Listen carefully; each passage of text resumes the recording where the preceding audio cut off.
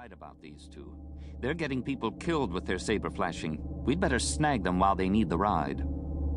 She pulled her crash webbing over her shoulders and clipped the buckle. But let's be ready. Power up. Jaina reached over to toggle the ion drives active, but stopped when R2-D2 whistled an alarm. The heads-up display holo contorted through a maddening array of colors and shapes, then settled on the image of a tiny tube-shaped craft swinging toward them well beneath the luminous haze of the sun's orange corona. That explains their silence, Mara said. Jaina whistled softly and glanced through the tinted canopy, where the new arrival's speckish silhouette was streaking up behind the nebula chaser. Looks like a frigate analog, Jaina said. What do you want to do? The only thing we can. There was a note of caution in Mara's voice that would have seemed foreign to her before Ben's arrival. Damp down all systems and wait. On board the nebula chaser, the Rar sisters stood shoulder to shoulder in front of the off-bridge vid console in Captain Pollex's private quarters. Their long head tails, Leku, writhed nervously as they watched a large piece of Yora coral detach from the frigate and start toward the nebula chaser. Pocked and lumpy, the smaller craft looked more like a mined-out asteroid than a boarding skiff, but the sensor displays showed the heat signatures of at least 100 warriors inside. There was also some other creature, larger and colder, but the sisters needed no sensor readings to know this. When they reached out with the force, they could feel the same hungry presence that had touched them as the frigate appeared from behind the sun.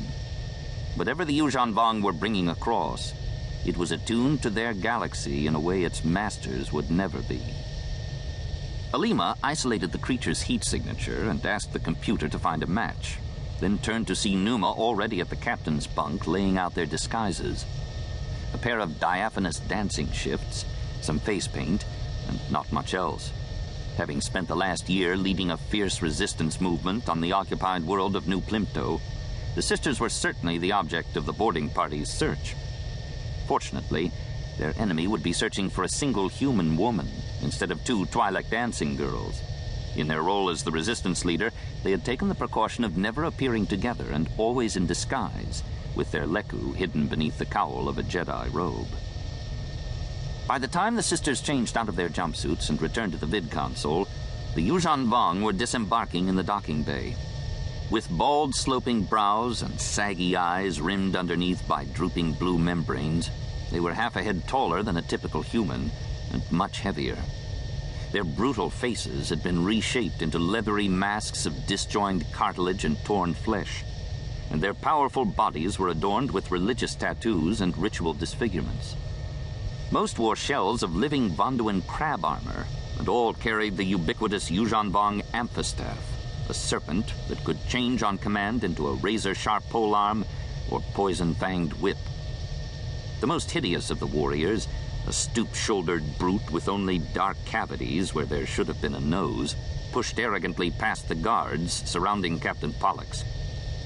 You have Jedi aboard? No, Pollex lied smoothly. Is that why you stopped us? The warrior ignored the captain's question.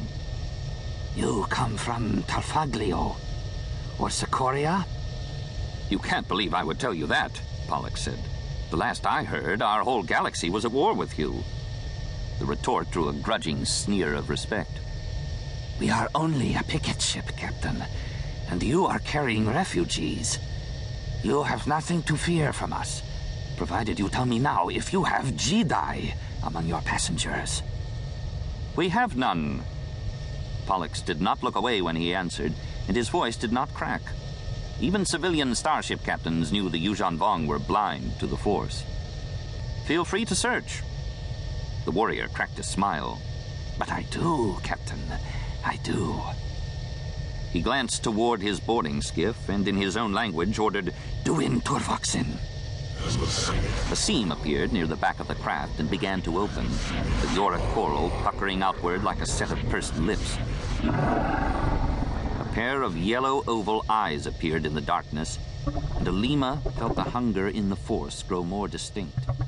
Then, when the aperture had opened a half meter,